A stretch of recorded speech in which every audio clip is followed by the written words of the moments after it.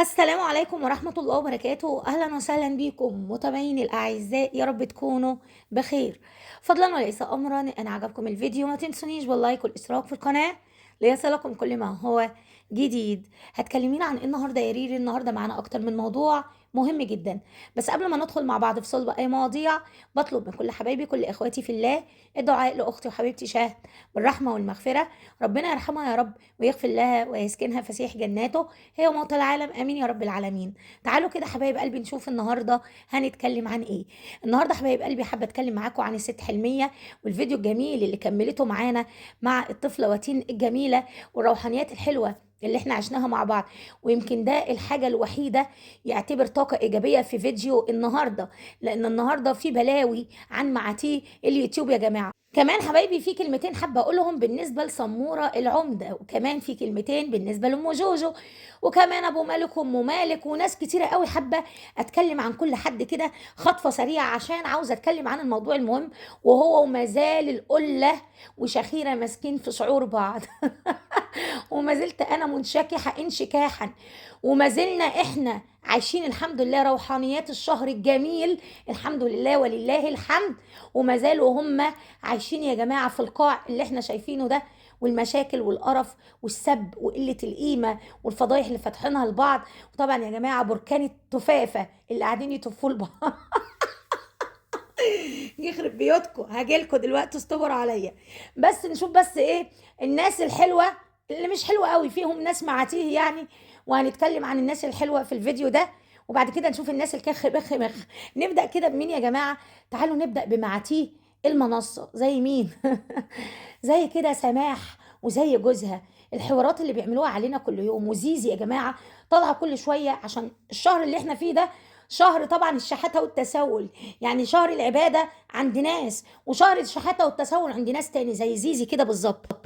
زيزي كل يوم طالعه لنا في فيلم غريب عجيب مريب يا جماعه. ااكل عيالي منين؟ اجيب لهم منين؟ لا اما مره تانية قاعده تفطر هي واولادها بطاسه كبده صغننه كده وكام رغيف عيش، ان هي يا عيني مش عارفه تجيب اكل ولا شرب ولا عارفه تصرف على عيالها وبقت على الحديده. ومره تانية حقوقها عند طليقها، ومره تاني معرفش ايه وايه، وشغل شحاته فاخر من الاخر.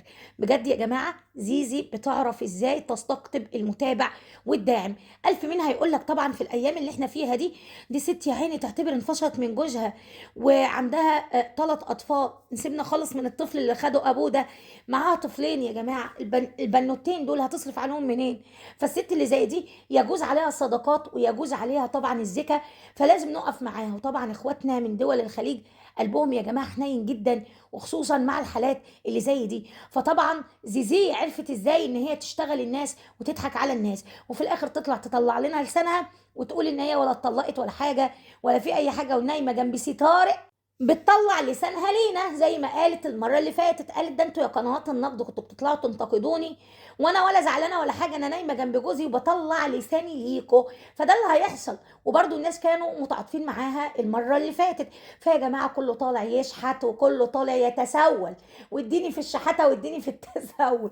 ده بالنسبه لمين؟ بالنسبه لزيزي. ابص بصه كده على موحه وعلى ابو مالك والحوارات اللي بيعملوها هما الاثنين يا جماعه. المتابعين نفسهم خلاص بقوا احسن مننا في النقد.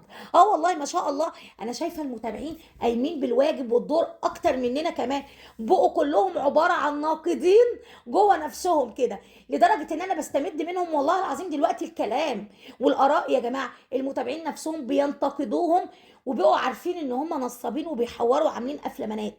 موحه بتباصي بفيديو من عندها ويرد ابو مالك بفيديو من عنده، وكل كوم واخته اللي جايبها في القناه يعني تعمل فيديوهات يا جماعه كل شويه يحط ايموشن على وشها ويدي ايحاء ان هي سماح، والناس تجري تتكفى على انها سماح، وفي الاخر يتفاجئوا ان هي مش سماح. بذمتكم مش ده شغل شحاته وتسول؟ وبالاخص الرقم اللي حاطه ابو مالك عنده كل شويه ومثبته، اللي هو رقم للتواصل. عاوز يتواصل مع الستات ليه؟ عشان خاطر ايه؟ عشان خاطر الشحاته برضه والتسول. وشويه يورينا الارض بتاعتهم، وشويه يورينا بيتهم، وشويه يقول يا رب قدرني يا رب ابلط البيت لامي يا رب، واظبط الدنيا ليهم يا رب، ويقدرني ان انا اخدمهم برموش عيني يا رب. شغل شحاته فاخر من الاخر. عشان كده بقول لكم معتيه اليوتيوب. طب نسيبنا من معتيه اليوتيوب وندخل على مين؟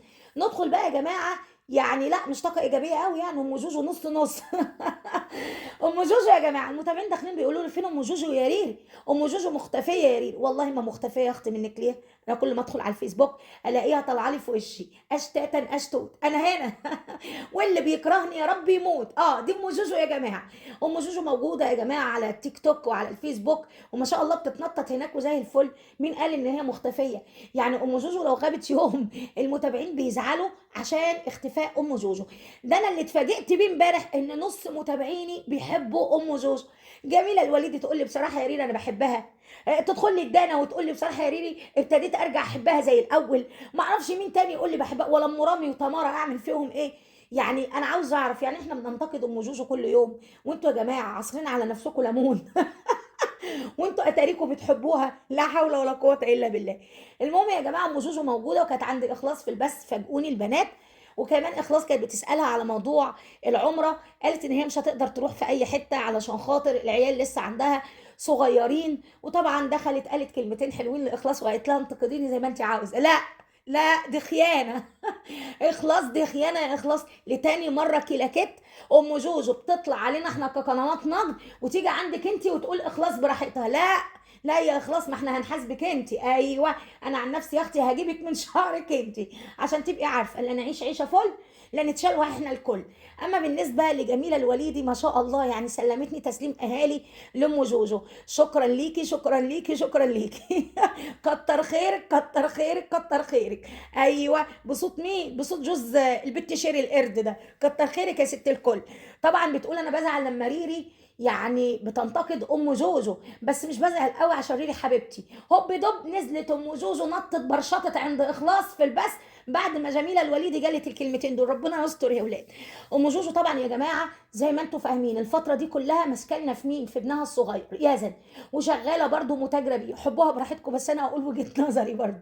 شغاله متاجره بيه، عامله لنا نفس اللي كانت عاملاه مع مين؟ مع ابنها مزاميزو بالظبط. واخده كوبي كده بالظبط اللي كانت بتعمله مع مزاميزو في الاول بتعمله مع يزن بالظبط. انا حاسه كاني بتفرج على نفس السيناريو بتاع مازن ابنها الصغير. نفس الفيديوهات نفس الاسلوب نفس الطريقه نفس كل حاجه. ما تقلقوش على ام جوجو يا جماعه، تلاقيها زعلانه مع مازن فاللي هو بتعاقبه ان هي مش هتعمل فيديوهات، لكن هي الست موجوده كل يوم. ادخلوا على الفيسبوك هتلاقوها في وشكم، وبتنزل يا جماعه ريلزات وبتنزل حالات والدنيا 100 فل و10 وعايشه الحياه هناك. فام جوجو ما تقلقوش عليها يا جماعه، مع ام جوجو مش هتقدر تغمض عينيك. تعالوا بقى حبايب قلبي نشوف الطاقه الايجابيه اللي على حق، وهي مين؟ سموره العمده. بصراحة يا جماعة استوقفني المنتديات اللي بتنزلها سمورة. مش هكدب عليكم اقول لكم اتفرجت على الفيديوهات، لا بصراحة ما عنديش وقت خالص في رمضان اتفرج على فيديوهات. وانتوا شايفين اليوم بيجري كده واحنا نجري وراه. مش هو اللي بيجري ورانا، لا احنا اللي بنجري وراه. فمش فاضية والله العظيم يا جماعة، بس المنتديات بتاعتها فخامة. كل ما اقلب كده في اليوتيوب يظهر لي بصراحة المنتديات بتاعتها نظيفة جدا يا جماعة. الاكل بتعمله منتهى الشياكة والنظافة. عندها لمسة الذوق، تحسوها ذواقة. يعني حتى لما بتيجي يا جماعة مثلا تنسق أو ترتب منظر الأكل في السيرفيزات أو في الأطباق ما شاء الله بتعملها بطريقة شيك. كمان موضوع الحلويات ده ما شاء الله هريانة حلويات. سمورة الناس عندها السكر وانت شغالة حلويات ما شاء الله، يعني شطورة جدا في موضوع الحلويات برضو. فعلى طول بتنزل منتديات، أنا شايفة إن هي على طول بتعزم ما شاء الله، عاملة عزايم وكده. ربنا يجعل بيتك دايما عامر، وربنا يجعلك دايما بتعزمي كل الحبايب وبتتعزمي برضو يا سمور. ما احنا يا جماعه بنحب نتعزم. بمناسبه العزايم انا معزومه عند بيت ابويا النهارده يا ولاد، عشان كده صاحيه براحتي وبتأنتج براحتي وبتأنتغ براحتي. وبعمل كل اللي انا عاوزاه براحتي. فبجد لما شفت المنتديات بتاعتها قلت لازم اطلع اديها حقها ونتكلم عنها كلمتين حلوين. بكل طاقه ايجابيه. كفايه يا جماعه طاقه سلبيه، احنا تعبنا والله العظيم. تعبت سلف لكل اليوتيوبر واللي عاملينه فينا على منصه اليوتيوب، فقلت يلا بقى نفرح المتابعين شويه ان احنا نتكلم عن البعض بطاقه ايجابيه. نيجي بقى للست حلميه، وهنا بقى الطاقه الايجابيه ايجابيه ايجابيه 3 مرات ايجابيه يا عينيا منك ليها. طبعا اخدتنا في الفيديو يا جماعه مع الطفله واتين العسوله اللي ربنا يحميها يا رب ويشفيها ويعافيها ويخليها لاهلها. اخدتنا معاها في جوله بقى. طبعا يا جماعه ورتنا الاماكن الحلوه في المدينه المنوره، واخدونا عند ايس كريم ورد المدينه يا جماعه. طبعا يعني بيطلعوا ترندات على طول وناس كتيره بتصور على تيك توك يعني وهما بيشتروا ايس كريم من هناك ويقعدوا يرموا كده الورد على الناس. كان نفسي بجد والله العظيم اروحه، بس ما كنتش عارفه المكان فين، او انا ما سالتش برضو. لان يا جماعه احنا دايما بنروح في الزحمه، لا اما بيبقى في رمضان زي دلوقتي، لا اما بيبقى مثلا ايام المولد ساعه ما رحت المرتين وكانوا زحمه كتير قوي بصراحه. فكان بيبقى نفسي ان انا يعني اروح المكان ده، بس ما حصلش بقى نصيب. المره الجايه باذن الله نعيشنا وكان لينا اجل وكنا من اصحاب الدنيا، باذن الله نروحوا المره الجايه ان شاء الله يا جماعه. طبعا حبايب قلبي الست حلميه كانت فرحانه جدا، وبتقول ان هي بتشوف على طول الفيديوهات على التيك توك، وكل شويه تقول بجد نفسي اروح تاني ويرموا عليا الورد اللي زي ده واعمل فيديو زي كده. اهو يا ست حلميه رحتي وانبسطتي ورموا عليك الورد، واهم حاجه على العم تسوقي، لازم يتوصوا طبعا بالعم تسوقي. طبعا يا جماعه خدونا وودونا مسجد قباء، وقبلها اخدونا اتفرجنا برضو على جبل احد. يا جماعه المنظر بالليل بيبقى حاجه تانية. فكروني طبعا بنوره، الله يمسيها بالخير، نوره بنت السعوديه، لان اخدتني برضو بالليل يا جماعه بالعربيه برضو وفرجتني على جبل احد. المنظر بالليل بيبقى حاجه تانية خالص، بيبقى جميل جدا برضو زي بالنهار. بالنهار بيبقى ليه منظر حلو، بالليل برضو بيبقى ليه منظر حلو تاني. بجد بجد عيشتونا الاجواء الجميله والروحانيات الحلوه يا ست حلميه.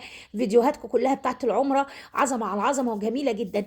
بننسى طبعا همومنا في الفيديوهات اللي زي دي، بنتفرج على القرف بتاع اليوتيوب كله، وفي الاخر ندخل عند الست حلميه نصلح ما عملوه فينا المعاتيه بتوع اليوتيوب. اه والله زي ما بقول لكم كده، انا بخلي دايما الفيديو بتاع الست حلميه يا جماعه اخر حاجه بتفرج عليه. ليه بقى؟ عشان نستمد طاقه ايجابيه بعد القرف كله والتلوث يا جماعه السمعي والتلوث البصري اللي احنا عشناه على اليوتيوب من اول اليوم لحد اخر اليوم. فبندخل بقى عند الست حلميه عشان نصلح القرف اللي حصل فينا ده. فبجد بجد استمروا يا جماعه واعملوا لنا فيديوهات جميله زي الفيديوهات الحلوه اللي انتوا بتعملوها دي. خلوا المتابعين يستمتعوا بالاجواء الحلوه والروحانيات الجميله اللي بنعيشها معاكم في الفيديوهات. وتاني يا جماعه كل اللي يشوف الفيديو ده ما ينساش يدعي للطفله وتين، ربنا يشفيها يا رب ويعافيها ويخليها لاهلها يا رب العالمين. تعالوا بقى حبايب قلبي ندخل على موضوعنا اللي بعد كده، وهو مين؟ وهو بجد معاتيه اليوتيوب اللي بجد يا جماعه الناس في وادي ودول في وادي تاني. قله وشخيره، قله وشخيره والبسات العالميه اللولبيه. الحمد لله كانوا بيعملوا البسات العالميه اللولبيه علينا احنا الفتره اللي فاتت يا جماعه وفي السنين اللي فاتت، وكانوا بيضيعوا مننا الشهر الفضيل. بس احنا الحمد لله يعني قلنا مستحيل ان احنا ننجرف للقرف بتاعهم. ونشوف بقى شياطين الانس هيعملوا ايه في بعض. قلبوا على بعض وزي ما انتم شايفين يا جماعه فاشخين بعض حرفيا، بسات على بعض واخر قله ادب. وعاوزه اقول لكم بركان تفافه تفافه، دي التف ودي التف، دي التف ودي التف، حاجه كده ما يعلم بيها الا ربنا، وحاجات مقرفه. ده غير بقى قله القذره اللي بجد بجد عاوزه اقول لك من الله ما تستحقي، حسبي الله ونعم الوكيل. امبارح ساره كاظم ستها والست اللي خلفوها كانت طالعه مع اخلاص منصه يا جماعه. طبعا يعني بتتكلم الست وبتوضح اللي هي بتتعرض ليه الفتره الاخيره. طلعت القله الكلبه القذره مسكت في ساره وقعدت تشتم فيها وشتمتها بالاب. بجد حسبي الله ونعم الوكيل. ابوها في قبره ينتقم منك ربنا اشد انتقام. بص انا مش هغلط فيكي ولا هشتمك ولا اقول لك ابوكي ولا حطوكي واشيل ذنوب. كفايه ان انت ست كبيره شايبه وعايبه وقاعده تشيلي في ذنوب.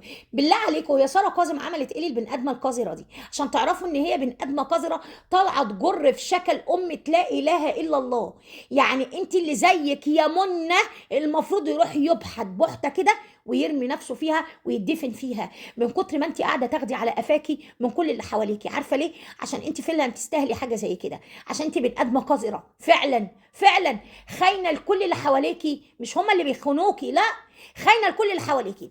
انت كنت عاوزه ياسمين تقف تتفرج عليكي، شهيره تقف تتفرج عليكي، اسمها كيدي جميزه تقعد تتفرج عليكي، مين تاني، مها العمده تقعد تتفرج عليكي، مس اسماء تتفرج عليكي، نعمه داوود تتفرج عليكي، وانت قاعده بتاخدي في الهبر وبتحطيها في كرشك انت وبس. ولما يجي مزاج ليكي ولام ناصر ترمي فتافيت للعالم اللي حواليكوا كل سنه مره ماشي، ولما يطلعوا يعترضوا على انك بن ادمه جشعه تطلعي يا قذره تشتمي في خلق الله.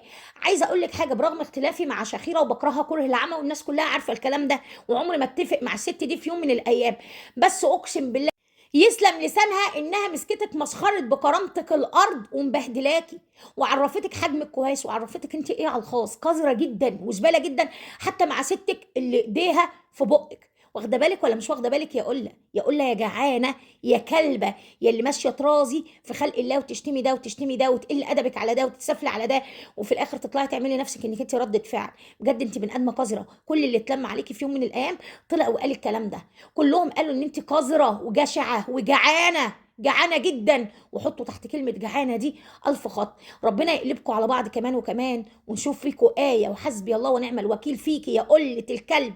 حق ابو ساره كاظم يجي لها ان شاء الله، ويجي له باذن الله في قبره الراجل اللي انت شتمتيها بالاب وبالام امبارح من غير ما تعمل لك اي حاجه. احنا موكلين ربنا فيكي، احنا مش غلبانين فيكي يا قله، بس مش هنضيع الشهر العظيم ده فيكي. عارفه لو ايام غير الايام دي كنت مسكتك من شعرك. بس خليك انت بقى تشيلي في ذنوب كمان وكمان. لما يقولوا الست الكبيره الهبله المجنونه اللي رجلها والقبر، بدل ما تستغل كل ساعه في الشهر الفضيل ده تقعد تمسك المصحف. تمسكي المصحف امتى تقراي قران؟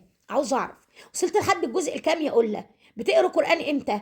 بتصلي قيام الليل امتى؟ بتصلي يعني كل صلاه في وقتها امتى؟ بتصومي امتى؟ بتدعي لنفسك ولبيتك ولعيالك ولاحفادك امتى؟ بتدعي رب العالمين يتوب عليكي امتى؟ بتعملي كل ده امتى وانت مسخره نفسك للبسات صبح وليل، ليل وصبح، صبح وليل، ليل وصبح، وانت فاضيه قوي بالشكل ده؟ ربنا يورينا فيكم ايه كمان وكمان، ويخلص حقوقنا منكم كمان وكمان، وتطلعوا تفشخوا ببعض كمان وكمان، اذا كنت انت ولا شهيره. لان احنا مبسيط بجد. انا عن نفسي مبسوطه، كل المتابعين مبسيط، وكل يوم هفضل اقول يسلم دخلتك يا ام فالح عند الاشكال اللي ما يعلم بها الا ربنا. علشان كل ما بتدخلي كل ما بتثبت لنا القرف بتاعهم وبيفضحوا بعض كمان وكمان. انا عن نفسي كاريري مبسوطه والله، وكل المتابعين برضو مبسيط، وكل الناس برضو مبسيط قوي قوي. تعيشي يا شيخه ام فالح وتكشفي الوجوه الحقيقيه، واهم حاجه تكشفي الوجه الحقيقي لاختك اللي الله يسامحها، اللي هي من البدايه اللي عملت فينا كل اللي احنا بنشوفه ده، واللي عملته فيكي انت تحديدا من اذيه ومن قله ادب ومن قله قيمه عن طريق القنوات اللي ما يعلم بها الا ربنا. فبجد يعني حسبي الله ونعم الوكيل، لان هي سبب كل القرف اللي احنا شايفينه، وهي سبب كل السعره اللي فيها واحده زي القله المجنونه اللي كل شويه طالعه عامله ان هي حبيبتها، وعامله ان هي اختها، وعامله ان هي مفيش بعد منها، وهي بتستقطبها وبتستقطب فلوسها. ومين اللي طلع وشهد عليها وقال الكلام ده؟ اللي شهدوا عليها اللي كانوا معاها في مطبخ واحد. يعني عارفين التيتا من الننه، وعارفين ايه اللي بيحصل بالظبط، وعارفين ان القذره دي كانت بتغلط في كل الناس حتى اولياء نعمتها، من ام ناصر لهوبي اللي كشفت سترها وقالت ان هي مطلقه، وان هي ما صدقت خلعت من جوزها، وان هي بتخاف من الحسد، وان هي فيها كل العبر، وان هي عندها هس. احنا مالنا يا جماعه؟ شهيره اللي طلعت وقالت. هم بقى يعني عارفين بعض. ولا ام ناصر اللي ما كانتش بتقول عليها غير الوليه ولوا عليكي ساعه وسكتوا يا اللي اسمك قله. بعد اللي خدتيه ده كله في كرشك، افضحوا بعض كمان وكمان يا جماعه، بالراحه كده وبالهدوء، عشان نعرف نسمع لكم ونفهمكم. يعني الناس كلها سابت المسلسلات خلاص بتاعت التلفزيون، وانتوا بقيتوا بصراحه احسن من المسلسلات بالنسبه لنا 1000 مره. ايوه بنخلص اللي ورانا عشان احنا ناس عندنا بيوتنا وعندنا عيالنا، وبنخلص الحمد لله يعني صلواتنا وقراءة القرآن وعباداتنا،